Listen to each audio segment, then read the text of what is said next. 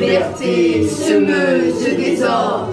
Vouloir faire ce projet-là, c'était évidemment parce qu'il y avait Marie, il y avait Chloé, il y avait Ramia. Jouer avec ses amis, c'est toujours... et créer un groupe, une compagnie, c'est toujours plus motivant, ça permet beaucoup plus de la création et... Alexandre devrait lever les yeux au ciel pour m'apercevoir au sommet de la gloire. Une certaine complicité aussi qui permet une liberté de création et ça c'est quand même c'est une grande chance. Ça me dit quelque chose. C'est même moi qui m'étais occupée de leur chambre à l'époque. Bah ils n'ont pas changé, hein.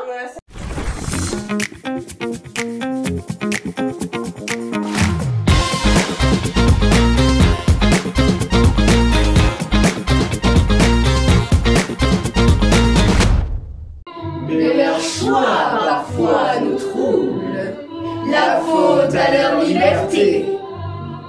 Leur liberté semeuse de désordre. Chaque jour, sans relâche, de minuit à minuit, chercher, observer, guetter les coupables, tels sont les ordres. Bienvenue dans l'hôtel des 7, nous voici pour vous servir.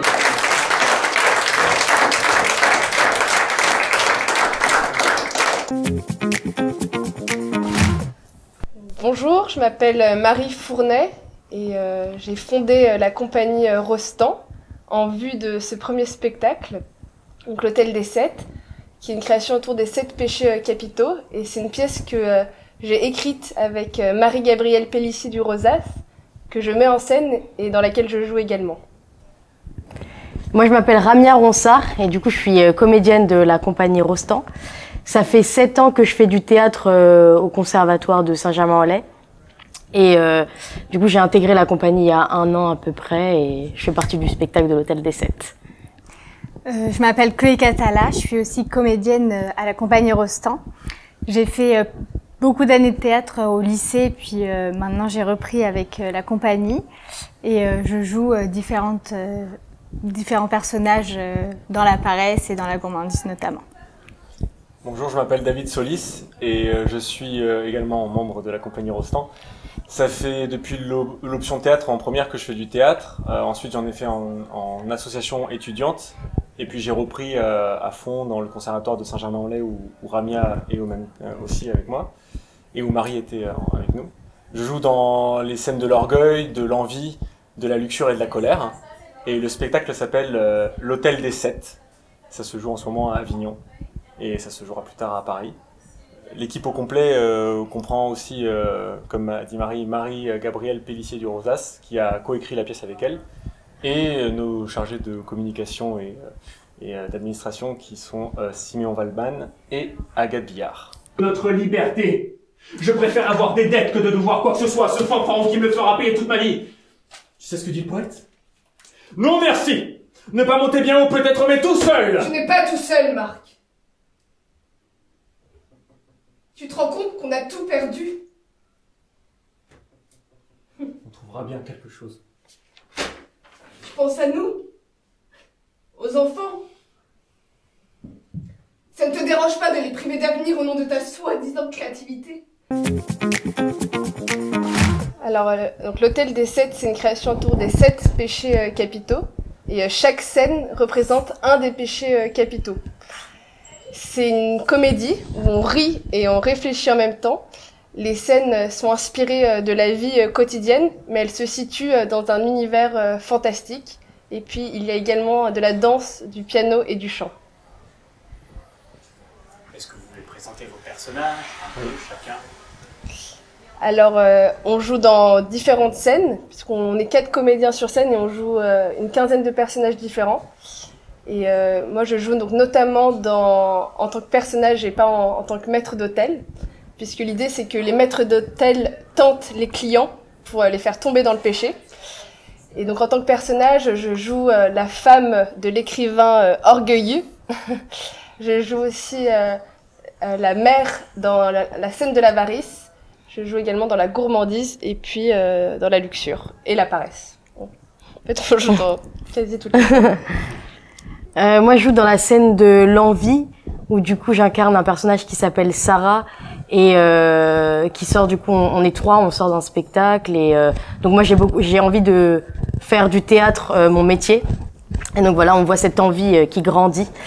Je joue aussi dans L'Avarice où je joue la fille avare avec sa mère.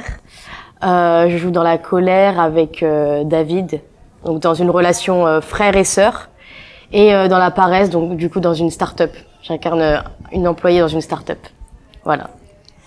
Moi, je joue l'envie. Je joue une maman qui a construit sa vie de famille, mais qui jalouse son ami, enfin ses amis en règle générale, qui eux ont osé l'aventure théâtrale et qui malheureusement a un peu d'amertume de ne pas avoir osé. Puis après, je vais jouer les maîtres d'hôtel dans plusieurs scènes. Donc, ce qui est intéressant, le maître d'hôtel, c'est il est assez malicieux et il va vouloir faire tomber à tout prix les clients dans les péchés. Donc, c'est vraiment intéressant d'aller jouer le malice et d'aller voir comment on peut réussir à influencer le client, soit par la parole ou soit par les gestes, en faisant apparaître des choses magiquement.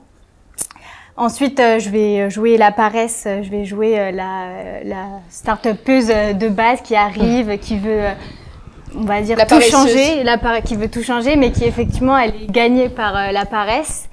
Et en fait, elle va remettre à plus tard ses missions, et malheureusement, ça va perjudicar. Poser problème. Ça va.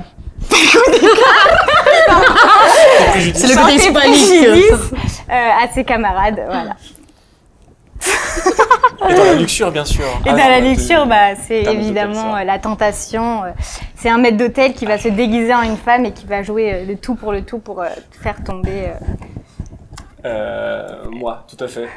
Effectivement, je joue dans la luxure, mais c'est la dernière scène dans laquelle je joue, où je joue le Don Juan, on l'avait appelé comme ça. Qui tombe sous le charme des maîtres d'hôtel déguisés en belles jeunes filles qui sont ici présentes. Et, Quel charme. Quel donjure.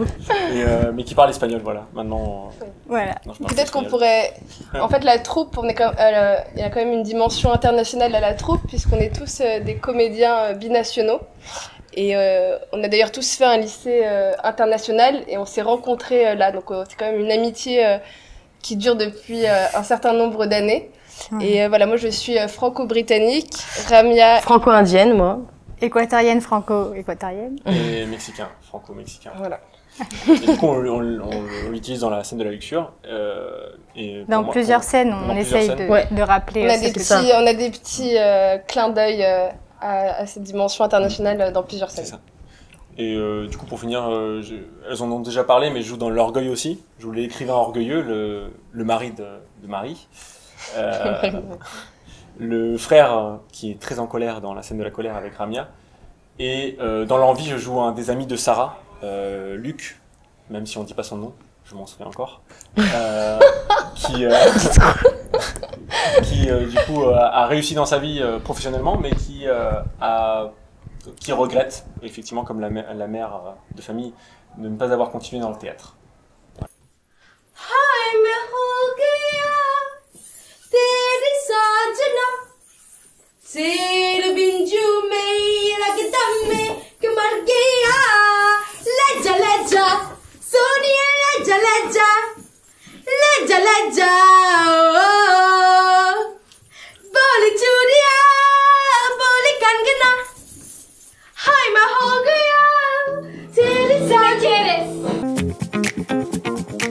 Alors, ce spectacle est né au détour d'une conversation avec un ami. Et ensuite, c'est un sujet, moi, qui m'a toujours intéressée, puisque c'est une notion, en fait, le péché, qui interroge un petit peu notre rapport au bonheur. Et ensuite, quand je me suis un petit peu renseignée, en fait, péché, ça veut dire manquer sa cible. Et cette cible, c'est justement le bonheur lui-même. Et j'avais envie de voir comment on pouvait traiter le péché de différentes façons. Et dans la pièce, on traite le péché... il y a des scènes où on essaie de résister au péché. Par exemple, dans la scène de La Paresse, on voit justement l'employé qui essaye qui a des grandes remises en question. Et puis il y a des scènes où on voit certains personnages qui tombent directement dans le péché, comme la scène de la gourmandise. Et j'avais envie de montrer un petit peu ce différent rapport qu'on peut avoir au péché, tout en montrant un autre chemin possible de liberté, une possibilité de les surmonter. Et ce chemin passe notamment par la remise en question et puis le pardon. On a justement une fin importante dans la scène de la colère où le frère et la sœur se pardonnent et je pense que c'est peut-être la première étape pour justement surmonter nos péchés. Pourquoi avez-vous accepté de jouer dans ce spectacle? Bonne question. Oui, parce que du coup, effectivement, à la base du projet, il y avait Marie qui nous a invités dans le projet. Et moi, j'ai accepté parce que, personnellement, le sujet m'intéressait aussi beaucoup. Je m'étais pas vraiment posé la question jusque-là sur les 7 péchés capitaux. Comme je ne suis pas croyant moi-même, c'est pas quelque chose qui est dans ma culture. Mais c'est quelque chose qui, même en n'étant pas religieux, nous touche tous et toutes, je pense. Et pour moi, ça passait avant tout par les émotions, les sentiments. C'est quand il y a un trop plein d'émotions et de sentiments qu'on peut tomber dans le péché, à mon avis. Après, ça peut être de différentes manières. Mais c'est comme ça que je le vois et c'est comme ça que j'essaye de le jouer aussi. Et donc le sujet m'intéressait énormément. Et une grosse partie aussi qui me faisait vouloir faire ce projet-là, c'était évidemment parce que il y avait Marie, il y avait Chloé, il y avait Ramia. Jouer avec ses amis, c'est toujours et créer un groupe, une compagnie, c'est toujours plus motivant. Ça permet beaucoup plus de la création et il y a une certaine complicité aussi qui permet une liberté de création et ça c'est quand même c'est une grande chance. Voilà. Moi, pour ma part, du coup, ça fait 7 ans, comme j'ai dit, je faisais du théâtre. Et mon rêve depuis toute petite, depuis mes 6 ans, c'est d'être comédienne. Et Marie m'a appelée, du coup, en me proposant de monter ce spectacle en vue de faire Avignon l'année dernière. Et donc, j'ai accepté parce que c'était une chance incroyable de faire Avignon. Et en plus, grâce à cet Avignon, du coup, on a pu jouer des dates à Paris. Donc, c'était vraiment incroyable. Et ce qui m'a motivée à intégrer aussi cette troupe, c'est pareil que ce qu'a dit David, c'est cette amitié aussi. Quoi de mieux que de faire du théâtre avec ses amis. Et par rapport au sujet, moi c'est vrai que je me questionnais aussi sur ma foi. Et donc ce spectacle m'a aussi parlé parce que Marie m'a proposé ce spectacle à un moment où je me questionnais sur ma foi. Et pour moi ça a été aussi un peu un signe pour moi parce que quand j'ai fait partie de ce spectacle qui est du coup lié quand même au péché, et à la fois, ça m'a, comment dire? Ça t'a renforcé. Ouais, ça a renforcé ma foi. Voilà. Et ce qui me touche aussi particulièrement dans ce spectacle, c'est le message de fin, l'amour qui nous permet de surmonter nos péchés, parce que oui, le péché, c'est quand on s'isole et quand on commence à se tourner vers l'autre, à accepter la main qu'un tierce nous tend. Et tout de suite, on n'est plus dans le péché comme on peut le voir dans la scène de la colère où il y a le frère et la sœur qui se réconcilient, par exemple. Et moi, alors, j'ai été très intriguée par le sujet. Je connaissais vaguement, on connaît tous les 7 péchés capitaux, mais sans trop connaître. Mais c'est avant tout l'aventure théâtrale, je pense, qui m'a motivée à rejoindre le projet. Parce que j'avais un peu quitté le théâtre ces dernières années et donc ça m'a remis un pied dedans directement et du coup c'était vraiment l'envie d'aventure théâtrale qui m'a aidée pour rejoindre. Mais là, public, envoyez ma petite assiette. Hein? On va prendre des nuggets, s'il vous plaît. Très bien, avec 2 portions de frites? Ah non, mais c'est gras les nuggets, maman. Non, on va prendre des nuggets et une portion de frites, s'il vous plaît. Et une carafe d'eau. Une coupe de champagne, madame, pour votre anniversaire. Volontiers. Maman, le champagne, tu sais bien ce que ça te fait avec les bulles? Ah non. Alors là, je ne lésinerai pas sur le champagne. Je prends une coupe de champagne. Alors, donc, comme le disait Ramia, on a joué la pièce donc, pour la première fois l'année dernière en Avignon. Et ensuite, on a pu faire donc, 37 dates à la Comédie Saint-Michel à Paris, de janvier à mai.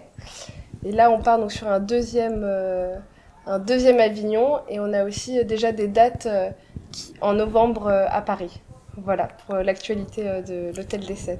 Je joue dans un autre spectacle qui va se jouer à Paris, pareil, au Théâtre Pixel, mais pas celui-là, mais à Paris, qui s'appelle Reddit, People of Reddit. Donc c'est un tout autre sujet, vous pouvez regarder si ça vous intéresse, mais voilà, c'était un autre spectacle. D'autres projets? Pour l'instant, le gros projet, c'est de structurer la compagnie et de réussir à aller plus loin.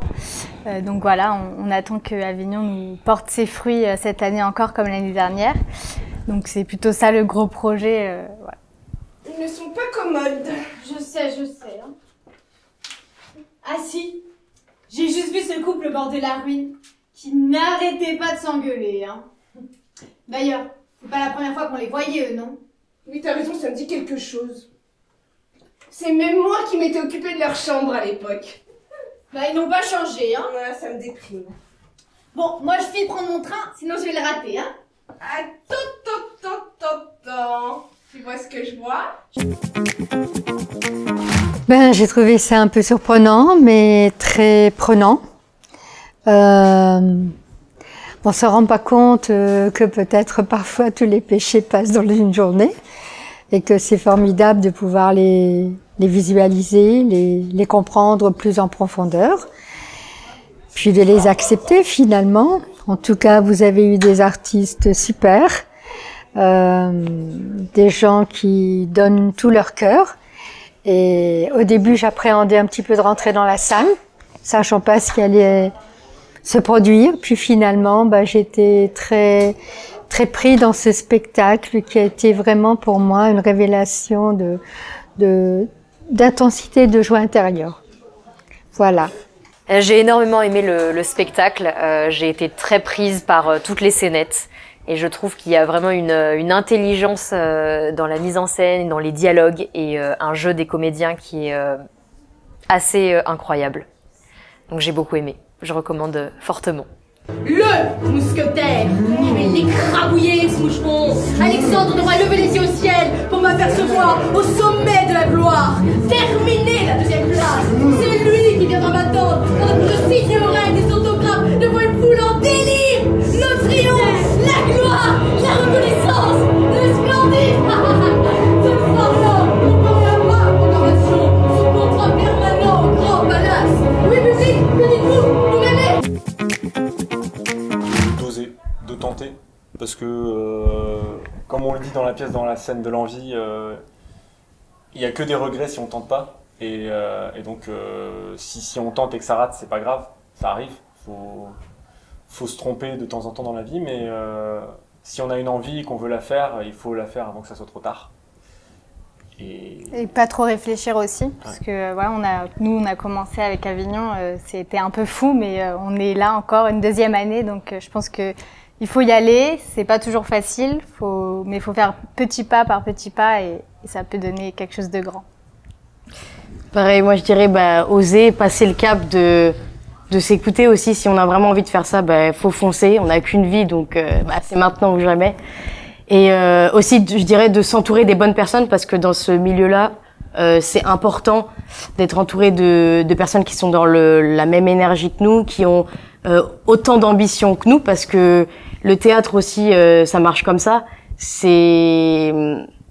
Faut toujours rêver grand, et des fois on va arriver un peu plus en bas, mais il faut toujours voir grand pour espérer avancer, je dirais. Moi je dirais oui qu'il faut toujours rêver, et qu'il faut jamais se décourager, et bien sûr faire les bonnes rencontres, mais rester aussi exigeant, et aussi parfois se dire que même si on n'obtient pas les résultats tout de suite, qu'il faut continuer à travailler et à s'accrocher à nos rêves. Tu te souviens? J'étais fière d'être là pour toi, pour les enfants, et de préparer des bons petits plats. Ton succès, c'était mon succès. Et aujourd'hui,